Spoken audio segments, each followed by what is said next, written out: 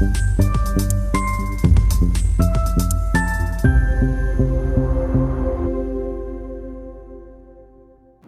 मित्रांनो, जिल्हा परिषदा आणि पंचायत समितीच्या निवडणुकांमध्ये पुन्हा एकदा भाजपाने बाजी मारलेली आहे। 12 पैकी 7 जिल्हा परिषदा भाजपा जिंकला आहे असं माध्यमात कळलं। म्हणजे भाजपा जिंकणार होती ही गोष्ट स्पष्ट आहे, पण तरी देखील हा विजय किती मोठा आहे ते सांगणं आवश्यक आहे। गंमत म्हणजे राष्ट्रवादी काँग्रेस, शरदचंद्र पवार गट आणि उबाठा सेना या दोघांचा ज्या दारुण पराभवाला सामना करावा लागलेला आहे। उबाठा सेनेला एकाही जिल्ह्यामध्ये यश मिळालेलं नाहीये, तरी माध्यमांकडून दाखवण्यात येतं की कोल्हापूरमध्ये महाविकास आघाडीचा विजय झालेला आहे अर्थात। पण याच कोल्हापूरमध्ये जर जागा बघितल्या तर 68 पैकी भाजपला 12 आहेत, शिवसेनेला 9 आहेत, राष्ट्रवादी काँग्रेसला 20 आहेत। इथे राष्ट्रवादी काँग्रेस आणि शरदचंद्र पवारांच्या राष्ट्रवादी काँग्रेसची युती होती। उबाठाला 1 जागा आहे, 68 पैकी 1, तरी महाविकास आघाडीचा विजय झालेला आहे। आणि त्यामुळे विजय जर कोणाचा झाला असेल तर तो काँग्रेसचा, आणि काँग्रेसच्याही 15 जागा आहेत, म्हणजे याच्यामध्ये जर आणि इतर 11 जागा आहेत।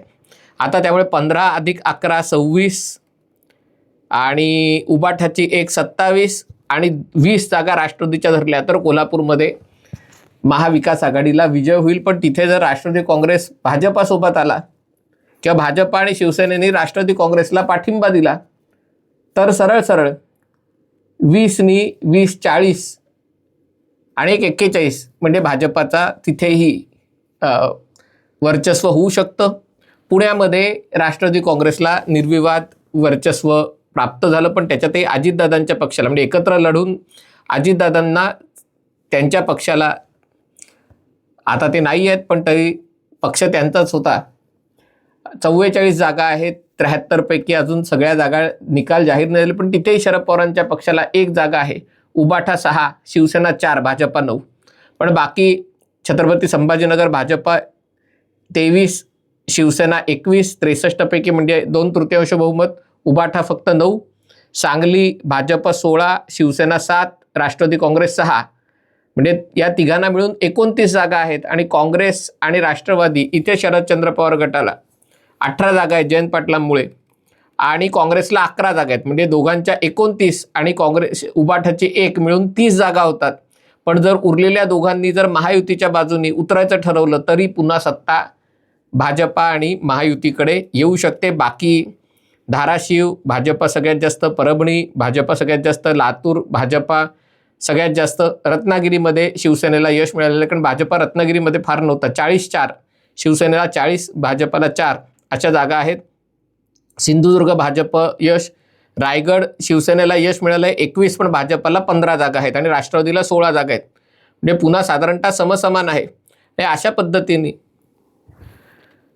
अशा पद्धतीने भाजपाला राज्यात सगळीकडे यश मिळालेलं आहे। राष्ट्रवादी काँग्रेसला फक्त पुणे, कोल्हापूर आणि सांगली या 3 जिल्ह्यांमध्ये तसं म्हटलं गेलं तर बाकीच्या ठिकाणी त्यांना जागा मिळालेल्या आहेत, पण तरी देखील ती जिल्हा परिषद ताब्यात आलेली आहे असं काही म्हणता येणार नाही। भाजपाला गेल्या वेळेला जेवढ्या जागा होत्या त्याच्या जवळपास दुप्पट जागा याच जिल्हा परिषदेमध्ये भाजपाला मिळालेल्या आहेत। पंचायत समितीमध्येही भाजपाला असंच सगळ्यात जास्त यश मिळालं। याच्यातनं काय सिद्ध होतं, म्हणजे अजितदादांच्या निधनानंतर देवेंद्र फडणवीसांनी निर्णय घेतला की अजितदादांना श्रद्धांजली म्हणून त्यांनी या प्रचारातून माघार घेतली, म्हणजे मुख्यमंत्री म्हणून ते प्रचार करणार नाहीत, कारण जर राष्ट्रवादी काँग्रेसकडे प्रचारासाठी कोणी ताकदवान उमेदवार नसेल, ते शोकाकुल असल्यामुळे प्रचारात सहभागी होऊ शकत नसतील, तर आपणही प्रचारात उतरता कामा नये। स्थानिक पातळीवर आपले कार्यकर्ते नेते जो काही प्रचार करतील त्याच्यावर त्यांनी ते सोडून दिलं, आणि तरी देखील भाजपा सगळ्यात मोठा पक्ष म्हणून स्थानिक स्वराज्य संस्थांमध्येही पुढे आला।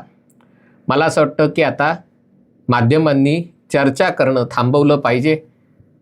भाजपा महाराष्ट्रामध्ये नुसता क्रमांक 1चा पक्ष ठरलेला नाही आहे, तर विधानसभा असेल, महापालिका असेल, जिल्हा परिषद असेल, तिन्ही निवडणुकांमध्ये सातत्याने भाजपाने यश मिळालेलं आहे. लोकसभेत भाजपाला धक्का बसला, अर्थात त्याची कारणं केंद्रीय पातळीवर आहेत, राज्य पातळीवर आहेत.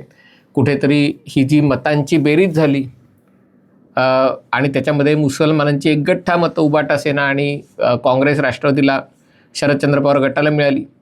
त्यातनं एक मेसेज गेला, त्याच्यातनं एक चित्र समोर आलं. पण ते चित्र किती फसवं होतं हे त्याच्या पुढच्या 3 निवडणुकांनी अतिशय स्पष्ट केलेलं आहे.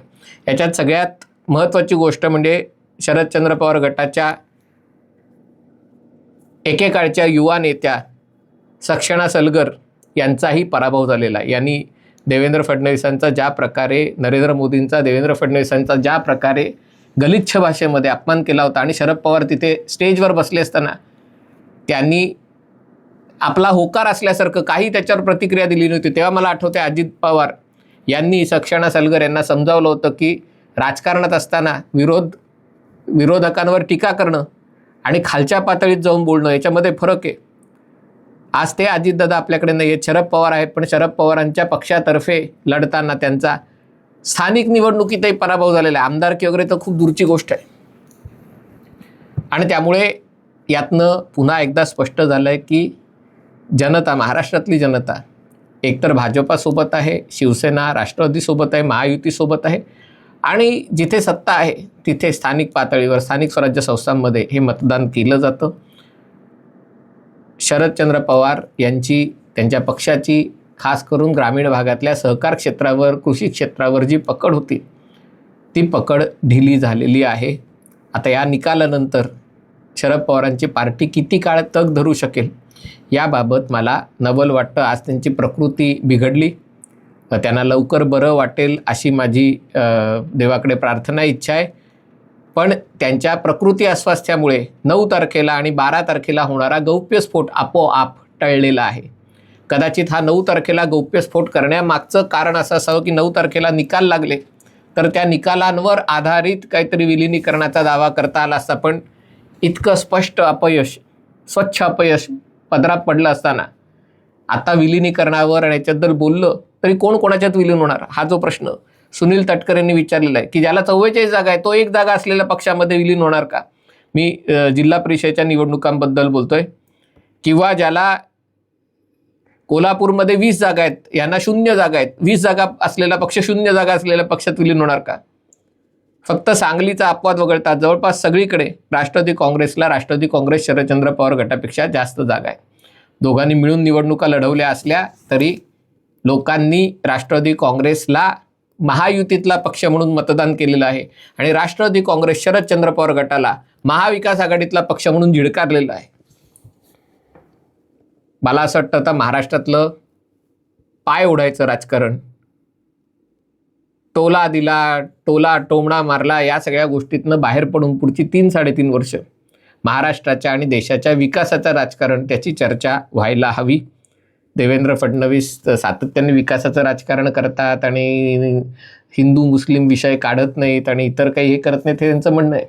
पण तरी देखील माध्यमांकडनं जो अजेंडा चालवला जातो, आजही तुम्ही बघा, एवढा सगळा पराभव होऊनही कोल्हापूरची बातमी पुढे सरकवण्याचा प्रयत्न किंवा पुण्यामध्ये कशा प्रकारे राष्ट्रवादीचा एकेका कुठल्या कुठल्या जागेवर कसा विजय झाला हे सांगण्याचा प्रयत्न केला. आणखीन किती केविलवाणी अवस्था आपण स्वतःची करून घ्यायची याचा विचार पत्रकारांनी पण करण्याची गरज आहे. यापुढे महाराष्ट्रात नेमकं कोणतं चित्र असेल याची देखील दखल घेण्याची, याची देखील शक्यता वर्तवण्याची गरज आहे. मला असं वाटतं पुढच्या काही महिन्यामध्ये उबाटा सेना आणि राष्ट्रवादी काँग्रेस शरदचंद्र पवार गट हे यांचं अस्तित्व त्याच्यासाठी झुंजले तर मला आश्चर्य वाटणार नाही. उबाटा सेना या ना त्या प्रकाराने भाजपासोबत येण्यासाठी प्रयत्न करू लागली तर मला आश्चर्य वाटणार नाही. शरदचंद्र पवार गटाला राष्ट्रवादी काँग्रेसमध्ये विलीन होण्याशिवाय पर्याय नाही आहे आणि ते राष्ट्रवादी काँग्रेसच्या सुनेत्राताईंच्या अटी शर्तींवर विलीन व्हावं लागेल. भाजपाच्या अटी शर्तींवर हे विलिनीकरण करावं लागेल. आपल्या अटी शर्तींवर ही गोष्ट करता येणार नाही. महाराष्ट्राच्या राजकारणाचं आता जे चित्र, म्हणजे तरी जी शेवटची लोक नव्हते, नाही थांबा, जिल्हा परिषदेच्या निवडणूक होईपर्यंत थांबा, पंचायत समितीच्या निवडणूक होईपर्यंत थांबा, पण हा स्पष्ट निकाल आलेला आहे. आता येणाऱ्या काळात ज्या विधान परिषदेच्या आणि राज्यसभेच्या निवडणुका आहेत त्याच्यात आणखीन गंमत येणार आहे. उद्धव ठाकरेंच्या नेतृत्वाखाली महाविकास आघाडी सरकारमध्ये असताना भाजपने फोडाफोडी करून निकाल फिरवले होते. आता तर सत्ता आहे आणि आता तर यांची अवस्था इतकी गलितगात्र झालेली आहे आणि त्यामुळे ती अवहेलना पदरात पडण्यापूर्वीच योग्य तो निर्णय घ्यावा, ते घेतील अशी माझी अपेक्षा आहे. हा व्हिडिओ आपल्याला आवडला असेल तर कृपया लाईक करा, शेअर करा आणि चॅनल सबस्क्राईब करायची विनंती. तुर्तास इथेच थांबतो. पाहत रहा MH48.